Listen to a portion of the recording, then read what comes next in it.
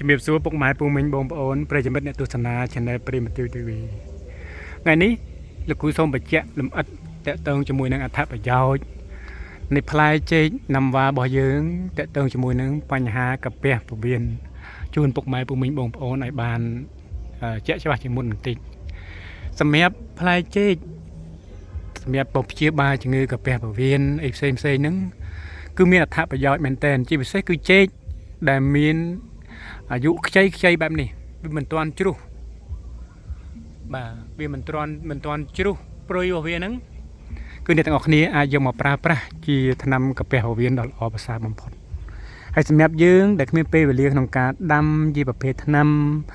ជាកំសៀវជាអីផ្សេងដើម្បីមកព្យាបាលទេដែលសារតែយើងកំពុងធ្វើការ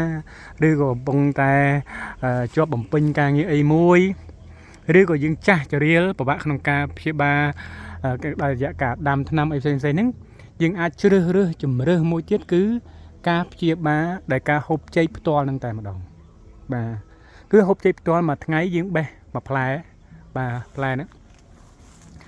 ពេលព្រឹកឡើងបាទយើងបេះមួយផ្លែទៅបេះមួយផ្លែហើយយើងសកសបកវាក្រៅតិចទៅណាសកសបកវាក្រៅបន្តិចហើយទៅពៀវាឲ្យម៉ត់បាទទៅពៀឲ្យម៉ត់ហ្មងមិនតែពីមួយផ្លែណាទៅពីឲ្យម៉ត់ពីឲ្យម៉ត់ខៃហ្មងហើយបន្ទាប់មកយើងផឹកទឹកទៅយើងផឹកទឹកមកចំអែតទៅមួយថ្ងៃមួយផ្លែមួយថ្ងៃមួយផ្លែសម្រាប់អ្នកដែលមានបញ្ហាកាហាយកាពះចុកកាពះរហូតដល់ឈឺចុកខ្នងអង្គុយទ្រាំអត់បានរួយដៃរួយជើងគ្រាន់តែអង្គុយពឹបគ្រាន់តែងើបអង្គុយពឹបរួយខ្នងរួយដៃរួយជើងអង្គុយអត់បានណាតែថាតតដេកបានណាគ្រាន់តែងើបមកជាប់ខ្លួនងាកអញ្ចេះជាប់ងាកចោះជាប់បញ្ហាកាពះកាវៀនធ្ងន់ធ្ងរបែបនេះអាចប្រើប្រាស់ចេកតែមួយមុខនឹងក៏បានដែរមួយថ្ងៃទៅពីមួយផ្លែដូចខ្ញុំនិយាយចឹងមួយថ្ងៃទៅពីមួយផ្លែមួយថ្ងៃទៅពីមួយផ្លែហ្នឹងគឺរៀងរាល់ថ្ងៃអ្នកនរគ្នារៀងរាល់ថ្ងៃជាពិសេសគឺយល់ល្អហ្នឹងគឺពេលព្រឹកអ្នកនរគ្នាពេលព្រឹកហ្នឹងគឺទៅពីឲ្យម៉ត់ទៅវានឹងព្យាបាលមួយថ្ងៃបន្តិចទៅដល់បញ្ហាកាពះកាវៀនរបស់យើងហើយតាមបទពិសោធន៍របស់ខ្ញុំដែលខ្ញុំធ្លាប់ឈឺកាពះពោះវៀនដោយខ្លួនឯងកាលពីខ្ញុំរៀនថ្នាក់ទី11ហ្នឹងគឺខ្ញុំអង្គុយអត់បានអង្គុយរៀនអត់បានទេហើយខ្ញុំចេះតែទិញថ្នាំផ្សំថាថ្នាំសរសៃថ្នាំអីចឹងគេចេះតែឲ្យថ្នាំសរសៃមកឲ្យយើងណាពេទ្យគេចេះតែឲ្យទៅយើងប្រាប់គេថាយើងឈឺដៃឈឺជើងចឹងទៅប៉ុន្តែមួយថ្ងៃជាមួយថ្ងៃវាអត់ជាទេអ្នកនរគ្នាវាអត់ជាសោះដល់ចុងក្រោយទៅមានបងប្រុសខ្ញុំគាត់ជាពេទ្យគាត់ថាបងខ្ញុំនឹងមានបញ្ហាកាពះពោះវៀនហើយខ្ញុំក៏យកជំរឿហូបចេកសុំចេករបស់ម្ចាស់ផ្ទះជួលខ្ញុំហ្នឹងមកស្ទងផឹកឡើងខ្ញុំចុះមកខ្ញុំដោះថ្មិញហើយខ្ញុំកាច់មួយទៅពីសុំគាត់មកស្ទងក្រោយពេលដែលខ្ញុំហូបអស់មកស្ទងអ្នកនរគ្នាហូបអស់មកស្ទងហ្នឹងគឺខ្ញុំលែងមានបញ្ហាកាពះពោះវៀនរហូតដល់សប្តាហ៍ថ្ងៃបាទគឺលែងមានបញ្ហាកាពះពោះវៀនដល់សប្តាហ៍ថ្ងៃ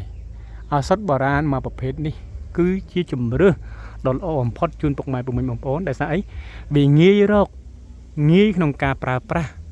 ហើយវាមិនសូវមានផលប៉ះពាល់អត់ងាយមានផលប៉ះពាល់លំបាកដល់អ្នកគ្នានៅពេលដែលហូបទៅវាអាចកើតអញ្ចេះកើតចុះកម្រណាចេកនេះកម្រ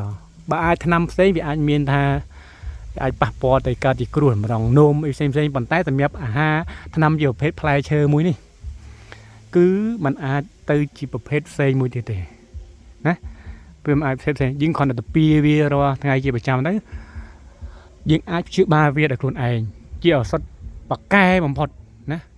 បកែខ្លាំងមែនតើអ្នកនរគ្នាបកែខ្លាំងមែនតើអញ្ចឹងជ្រើសរើសយកផ្លែចេកនេះសម្រាប់ព្យាបាលកាពះពោះវៀនខ្ញុំនៅតែ recommend ឲ្យអ្នកនរគ្នាប្រើវាឲ្យបានណាល្អបំផុតងាយស្រួលប្រើងាយស្រួលរកមិនប៉ះពាល់ហើយឆាប់ជាមានប្រសិទ្ធភាពខ្ពស់ទៀតអញ្ចឹងអរគុណច្រើនសម្រាប់ពុកម៉ែពុកមីងសម្រាប់ការតាមដាន Channel Primitive TV ហើយសូមជូនវីដេអូនេះជូនទៅអ្នកជំងឺកាពះពោះវៀនទាំងអស់ណាកុំពជាពេកក្នុងការព្យាបាលខ្លួនឯងបើពជាពេកក្នុងការព្យាបាលជំងឺកាពះពោះវៀនអនាគតសុខភាពរបស់យើងមិនងាយត្រឡប់មកវិញទេអរគុណជំរាបលា